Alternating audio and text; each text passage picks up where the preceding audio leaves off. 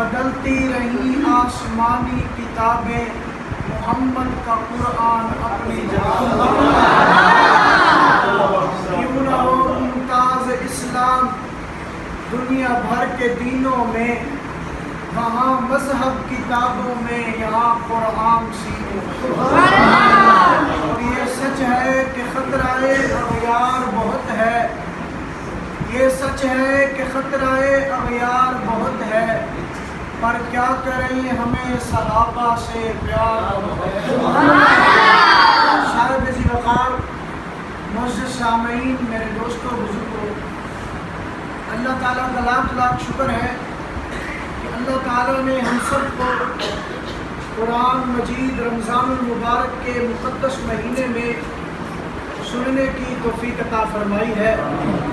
اور یہ رب کا مہمان مہینہ تھا۔ کچھ مہمان ایسے ہوتے ہیں جن کے جانے پہ دل افسردہ ہوتا ہے، کچھ مہمان ایسے ہوتے ہیں جن کے جانے پہ ان کی یاد بڑی تڑپاتی ہے، کچھ مہمان ایسے ہوتے ہیں جن کے جانے سے محفل بے رونق ہو جاتی ہے۔ اسی طرح یہ رمضان کا مہینہ رب کا مہمان ہے، اس کے جانے سے ہر دل افسردہ ہے، اس کے جانے سے ہر دل پریشان ہے۔ اللہ تعالیٰ فرماتے ہیں، اے میرے محبوب، میں نے تجھے دنیا کی عظیم ترین کتاب دے دی ہے، اب اس کتاب کے بعد تم تورات کی تلاوت نہیں کر سکتے، تم زبور کی تلاوت نہیں کر سکتے، تم انجیل کی تلاوت نہیں کر سکتے، حالانکہ تورات بھی اللہ کی کتاب ہے، حالانکہ زبور بھی اللہ کی کتاب ہے، حالانکہ انجیل بھی اللہ کی کتاب ہے، لیکن اللہ نے کہا اے میرے محبوب پیغمبر، بے شک وہ میری کتابیں ہیں، لیکن آج کے بعد جب سے یہ قرآن نازل ہوا میں نے ان تمام کتابوں کی تلاوت منسوخ کر دی ہے، اب تلاوت ہوگی تو قرآن مجید کی۔ اب یہ وہ عظمت والی کتاب ہے کہ اس کے بعد کسی آسمانی کتاب نے نہیں آنا، اس کے بعد کسی آسمانی کتاب نے زمین پر نہیں اترنا۔ میرے بھائیوں، اللہ تعالیٰ نے قرآن کو یہ عظمت بخشی ہے۔ آپ میں سے کئی ٹیچر حضرات بیٹھے ہوں گے، کوئی ٹیچر یہ دعوت نہیں کر سکتا کہ ہمیں انگلش کی کتاب زبانی یاد ہے، کوئی ٹیچر یہ دعویٰ نہیں کر سکتا ہمیں اردو کی کتاب زبانی یاد ہے، کوئی ٹیچر یہ دعویٰ نہیں کر سکتا ہمیں ریاضی کی کتاب زبانی یاد ہے، لیکن قرآن مجید میں اللہ نے ایسی برکت اور ایسی رونق رکھی ہے کہ 8 سال کے بچے کے سینے میں اس کلام کا محفوظ ہو جانا، یہ قرآن کی برکت ہے، یہ قرآن کی عظمت ہے۔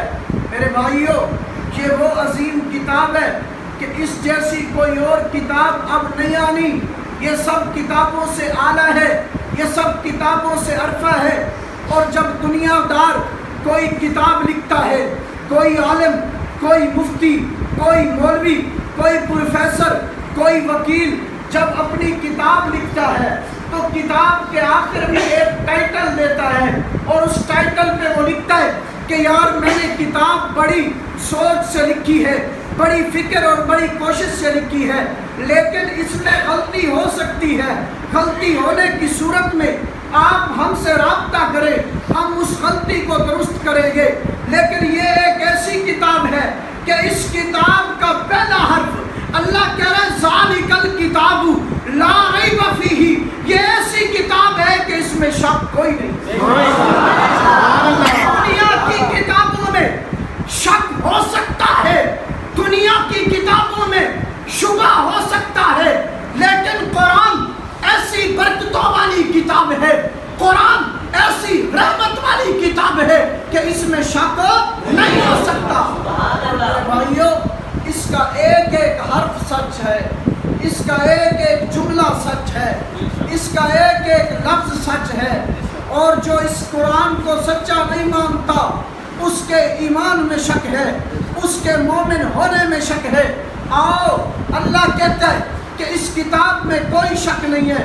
پھر دیکھو اسی کتاب نے ہمیں بتایا کہ نماز کیا ہے، اسی کتاب نے ہمیں بتایا کہ روزہ کیا ہے، اسی کتاب نے ہمیں بتایا حج زکات کیا ہے، اسی کتاب نے ہمیں بتایا کہ جہاد کیا ہے، اسی کتاب نے ہمیں بتایا کہ دنیا کے مسائل کیا ہے، اسی کتاب نے ہمیں بتایا وراثت کے مسائل کیا ہے۔ میں بھی مانتا ہوں، آپ بھی مانتے ہیں کہ اس کتاب کا ہر حرف سچا ہے۔ پھر جب قرآن کی یہ بات مانی جاتی ہے کہ قرآن نے نماز کا مسئلہ بتایا، حق ہے، قرآن نے روزے کا مسئلہ بتایا، حق ہے، قرآن نے زکات کا مسئلہ بتایا، حق ہے، قرآن نے حج کا مسئلہ بتایا، حق ہے، قرآن نے جہاد کا مسئلہ بتایا، حق ہے، قرآن نے وراثت کا مسئلہ بتایا، حق ہے۔ پھر سنی تجھے یہ ماننا پڑے گا جس طرح نماز کا مسئلہ حق ہے، جس طرح روزے کا مسئلہ حق ہے، جس طرح حج زکات جہاد کا مسئلہ حق ہے، اسی طرح قرآن نے کہا رضی اللہ عنہم ورضوا عنہ، یہ بھی حق۔ اگر آدمی کہے کہ ہم نماز کو حق مانتے ہیں، صحابہ کو حق نہیں مانتے، تو وہ نماز کو حق نہیں مانتے۔ اب اگر کوئی کہے روزہ حج کو ہم حق مانتے ہیں لیکن صحابہ کو حق نہیں مانتے، وہ روزہ حج کو حق نہیں مانتے۔ اب اگر کوئی کہے ہم قرآن کو حق مانتے ہیں لیکن صحابہ کو حق نہیں مانتے، وہ قرآن کو حق نہیں مانتے۔ رب نے 750 آیات قرآن میں صحابہ کی شان میں اتار کے بتا دیا محمد کے شاگرد صحابہ ہیں، محمد اگر چاند ہے تو صحابہ تارے۔ سبحان اللہ، نعرہ تکبیر، آج تارے ختم نبوت، شان صحابہ، محمد صحابہ، نعرہ تکبیر، اللہ اکبر۔ عقیدہ بناؤ سنیو کہ نبی کا ہر یار کیا ہے؟ حق ہے۔ ہر صحابی نبی جنتی جنتی۔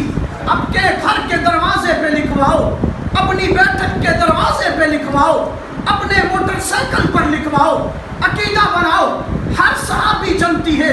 اگر کوئی پوچھے تم کس منہ سے ہر صحابی کو جنتی کہہ رہے ہو، ہم کہیں گے، آپ کہو گے ہم سے نہ پوچھو، رب کے قرآن سے پوچھو۔ رب کا قرآن کہیں کہہ رہا ہے اولئک ھم الراشدون، کہیں کہہ رہا ہے اولئک ھم الفائزون، کہیں کہہ رہا ہے اولئک ھم المتقون، کہیں کہہ رہا ہے رکعاً سجدا، کہیں کہہ رہا ہے والعادیات ضبحا۔ اور جن گھوڑوں پہ صحابہ سوار ہوئے ان گھوڑوں کی قسمیں اٹھا کے رب نے بتا دیا، اور تم صحابہ کی عظمت پوچھتے ہو، میں رب صحابہ کے گھوڑوں کی عظمت بھی بیان کرتا ہوں۔ صحابہ صرف صحابہ کے گھوڑوں کی شان اللہ نے بیان نہیں کی، بلکہ ان کی قدموں سے جو مٹی اٹھی اس مٹی کی شان بھی رب نے بیان کر دی۔ تم صحابہ کی بات کرتے ہو، صحابہ کی عظمت ڈھونڈتے ہو، رب نے تو صحابہ کے گھوڑوں کی عظمت بیان کر دی اور دنیا کو بتا دیا کہ نبی کا ہر یار سچا ہے۔ یہ قرآن پہلے جب شروع میں نازل ہوا تو تختی پر لکھا جاتا تھا، ٹیچر حضرات اس سے واقف ہیں۔ یہ قرآن جب شروع میں نازل ہوا تو پتوں پر لکھا جاتا تھا۔ یہ قرآن جب شروع میں نازل ہوا تو لکڑیوں پر لکھا جاتا تھا۔ اس قرآن کو جمع کیا ہے تو میرے محمد کے صحابہ نے۔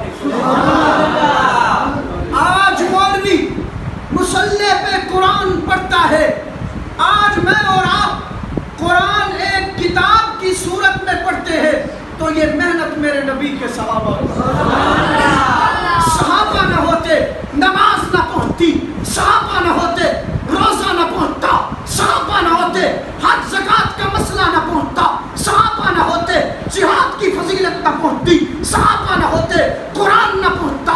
سارا کا سارا دین صحابہ کی محنت سے پہنچائے۔ نبی نے تو کہہ دیا تھا اے میرے صحابہ میں نے دین تم تک پہنچا دیا ہے، آگے دین پہنچانا تمہارا کام ہے۔ پھر میرے نبی کے صحابہ گھر نہیں بیٹھے، بدر میں گئے، عہد میں گئے، خندق میں گئے، تبوک میں گئے، یرموک میں گئے، پاکستان میں آئے، سکھر میں آئے، پشاور میں آئے، راڑی میں آئے، اٹک میں آئے، ملتان میں آئے، سکھر میں آئے، رحیم یار خان میں آ کے رب کا دین پہنچا کے بتا دیا کہ صحابہ محمد کے وفادار بھی ہے اور صحابہ محمد کے جانشین۔